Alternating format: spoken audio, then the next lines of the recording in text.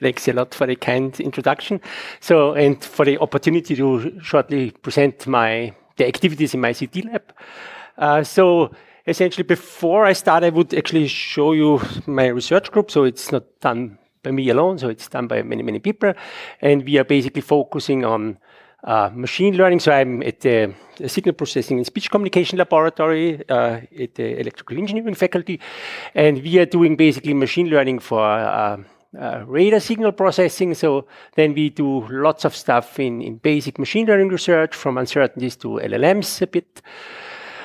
I won't talk about those two blocks. Today I will concentrate basically on activities in the CT lab, so it's mostly applications basically, so I don't have much results, so I just give you some teaser, what kind of applications we try to tackle, and yeah, and at least I hope that it's in some sense interesting for you. So what do we have basically? So this is actually my slide where I tried to convince the Christian Doppler Gesellschaft in Vienna, basically. So what are the research challenges of AI in industrial applications? So maybe it's not complete, so we can discuss this maybe. But of course, the first research challenge up here is, of course, we have to figure out the right models or hybrid models. So it's not, very often we don't know what is the right model for approaching a particular problem. The second thing, what's in particular relevant for my CT lab, is that we have limited data, so it means not much target labels and also noisy data. And we also have something, so I explain this on the next slide, we have lots of heterogeneous data. So we would like to learn models basically with heterogeneous data, and this is also not always a simple task to do. Then the third research challenge is somehow a bit connected to maybe engineering, but not, it's connected to engineering. So it's this industrial data are noisy, they are not nice, so it needs lots of data cleansing and harmonization.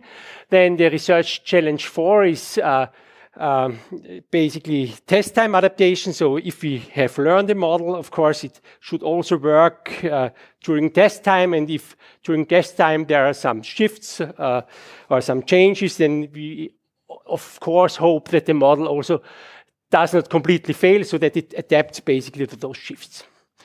The fifth research challenge is basically uncertainty modeling. So I think it's also super interesting, because we would like to know, hey, this is my outcome class, and I'm sure in some extent, or I'm sure with this certainty basically. And the last topic is explainable AI. So industry always asks for explanations. Why is the model giving this output? What is the reason for that? So having introduced this, so I come to the outline of my talk. So as promised, I show you 3 applications, and probably I skip the basic research down there. So this uncertainty modeling. So what are my 3 applications? So so the first collaboration is with RHI Magnesita, and we would like to model basically those bricks actually. So we try to model bricks. So these are basically refractory materials. They are used in glass, cement, and steel production. So because, and the problem is, in such production processes, you cannot measure during production because it's simply too hot, 1200 degrees. So all the electronics is basically vaporizing. It's immediately dead. So what we have basically, we have just end of campaign measurements. So when the pot is basically cooled down, we can measure basically. So the brick is basically over time decaying, so it's getting smaller and smaller. And at the end, we can measure it. And at the beginning, we know the size, and in between, we actually don't know. So it's actually, so we would like to model this behavior. How does it behave over the production process based on the chemicals of steel, whatever. And this is actually, the challenges there are basically that we have many instances with no measurements. We have just these end-of-time measurements. Then we have lots of related kinds of production machinery, I would say, what are related basically, but it's not completely the same. So we have basically, so in each of those kind of vessels basically, or we have different kinds of features, different kind of process parameters, but overall, they are somehow related. So it's basically, so what it means that we have this heterogeneous data. So and the idea is basically to learn one model basically with this heterogeneous data for what works basically on or can be adapted easily to one of those machineries, basically.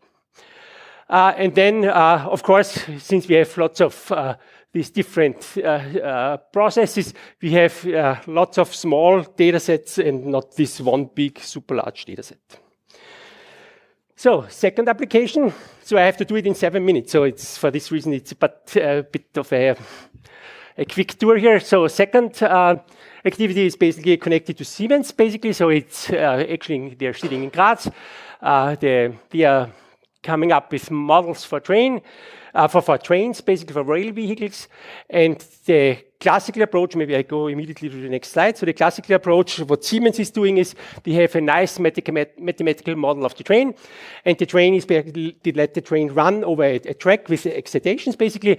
And the output, they would like to see the responses. So the positions, velocities, and accelerations at different parts, of basically of this train. And the classical approach is this numerical solver. And what we would like to do is, or what we are doing basically is, we would like to come up, so take some data from the solver basically, and come up with some data-driven or hybrid physics-informed machine learning model basically. What is the idea?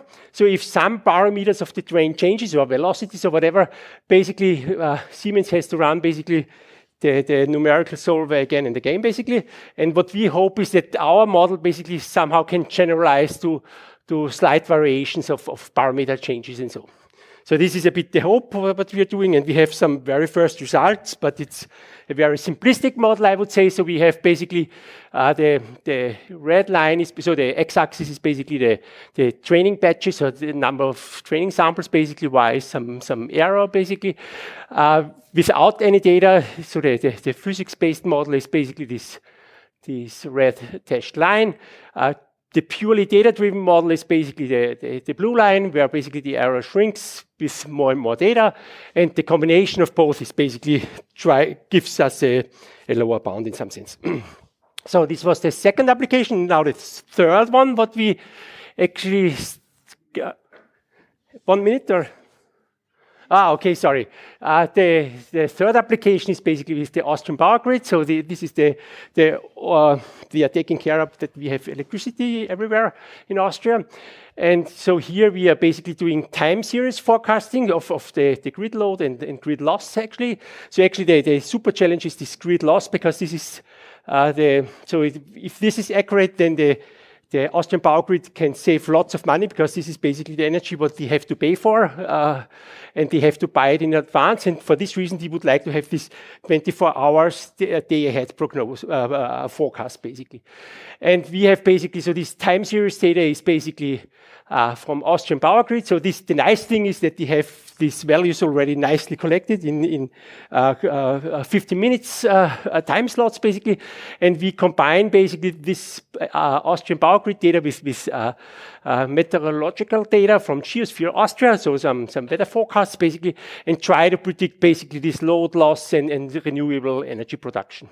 And again, aims are coming up with uncertainties, and also try to figure out what are the most influential parameters, basically, for forecasting. Since my time is over, I skip, as promised, the uncertainty stuff. I end maybe with this one. No, it's maybe also not a good answer. I end actually with this slide.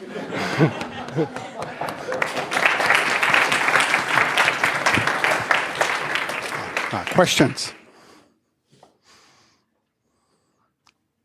If not, in your research challenges from your first slide or so, I mean, that's from your proposal phase, right? So now having worked on this stuff, like what are the real challenges? Like how would you pose them nowadays? So like which one is the most important, or like how would you reshuffle them or reprioritize them? Or no, I think for me it's at least for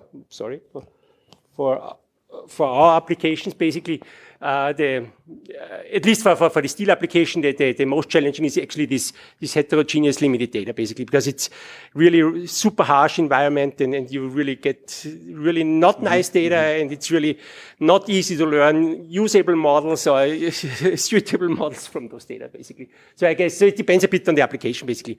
So on the other hand, for Austrian power grids, it's definitely not research challenge 2 because they have already somehow nice data, and also not research challenge 3. Data cleansing is not really an issue there. So it's basically, so it depends pretty much on the application, I would say so.